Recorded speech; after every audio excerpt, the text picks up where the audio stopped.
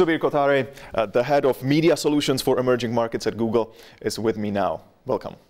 Thank you. So YouTube has been around for 5 years. How much has the original vision changed?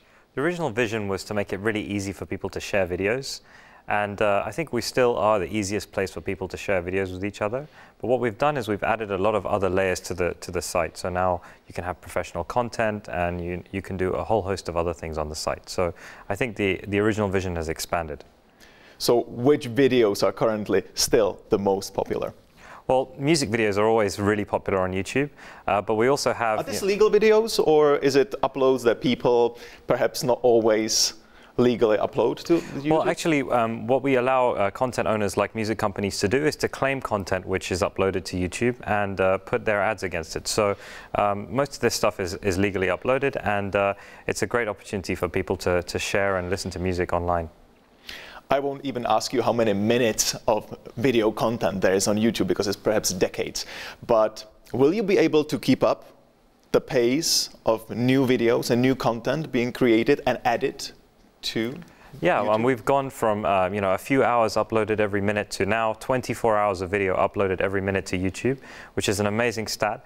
And thanks to Google's fantastic technology, we're able to really keep up with this and keep on growing the site. So yeah, I'm looking forward to when that 24 hours becomes 48 hours. So you won't be deleting any videos? No, I don't think so. We have enough storage for as many videos as you want to upload. Is YouTube profitable? I'd like to talk about finance a little bit, because this has been an issue for a long time, not with just YouTube, but perhaps with other services that certainly they are great, social networks, the similar story, but finding the profits was not very easy for the companies. So we're really happy with how YouTube's doing. I think it's been really successful. We've had advertisers from all over the world using the platform, and we know that video advertising is going to be a really important part of our society going forward. So I think we're really excited about the revenue prospects. I can imagine that serving all these video streams every day is costly. What would you say is your major expense? Is it supporting this infrastructure? Of course, it's expensive to manage and support that, but luckily at Google, we're really good at streaming and managing content, of course, with Google.com being our big site. So I think we're really managing it quite well.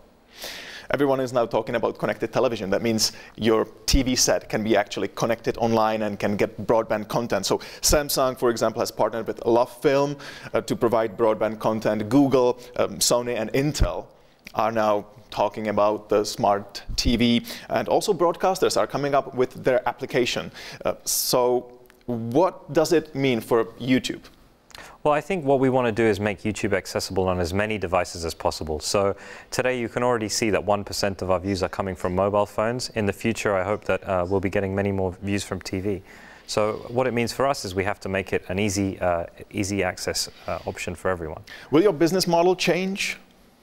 I don't think so. Our business model is really based on basically advertising, but also we're testing out models like rentals and streaming in the US. So potentially that will increase as we increase the different ways of getting access to YouTube.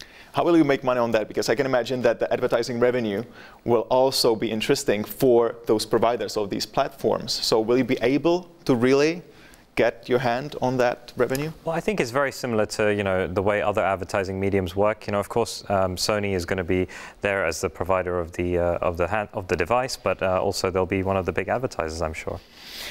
What do you think is the main challenge for the broadband connected television to actually get to the living room? I think the biggest challenge is going to be the right type of devices coming through, which are able to access the internet. So, in the last few years, we've seen TVs go from being big boxes into slim TVs. I think over the next few years, we'll see those slim TVs becoming internet capable, and then I think that's the biggest challenge facing us. Aren't you worried about the differences between the platforms? Because what I see now is that a lot of manufacturers are coming up with their devices, and similarly, even broadcasters, the traditional broadcasters, are coming up with broadband applications, but there seems to be so much stuff out there. Absolutely. I think the key for Google with all our products is to make sure that they're accessible via the internet. So as long as all these devices have some kind of internet capability, I think we're going to be able to be very comfortable that you'll be able to access YouTube. Personal video sharing was the original idea. You mentioned now more commercial content is there. So do you want to expand this path and become even more business friendly? I think we're very business friendly already, and I think you've probably seen in many other countries such as the US and the UK, we've done several deals with the biggest broadcasters to have full-length episodes and movies on YouTube. So I definitely see that increasing over time. But at the core, we must always remember that YouTube is about you and has to be the ability to share your videos with the world. Who is your biggest competitor? I don't think we have competitors in the same way that other businesses do. We're in a really small, growing industry, video, and I think we're looking forward to kind of expanding the industry. And well, I'll help you, Hulu. I think there's a lot of streaming video services. Hulu's one of them. Most of the major broadcasters also have their own services. Here in Czech, for example, you have Stream. But I think the great thing about this is they're all helping build the market for online videos. So I think it's wonderful to have them here, and I'm really excited to see them work with us on growing the market. Will you be able to also localize the content? Because you mentioned Stream, and that's actually one of the examples of a site that produces or focuses on local content as well. And it seems that it's easier for someone who is in that market to be able to do that better than perhaps a global player. What's your take on that? Well, I think we offer the best of both worlds. We obviously have global content, and what you can see from already the usage in Czech is that people here love to see content from all over the world. But we also are working on making more local content available. And the last thing, which I think is really exciting that we're working on, is captioning. So we're able to have subtitles in any language added to any video in live translation, which is going to make it a lot easier. 2 billion videos are viewed every day on YouTube, and you've been around for 5 years, as I mentioned at the beginning. How many videos is it going to be in 5 years from now? Well, I have no idea. I don't think anyone had any idea that we would be at 2 billion videos after 5 years. But what's really exciting is that we're seeing an increase in the amount of time spent on YouTube. So hopefully in the next 5 years, we're going to, through different devices and different access points, be able to grow that number of time spent.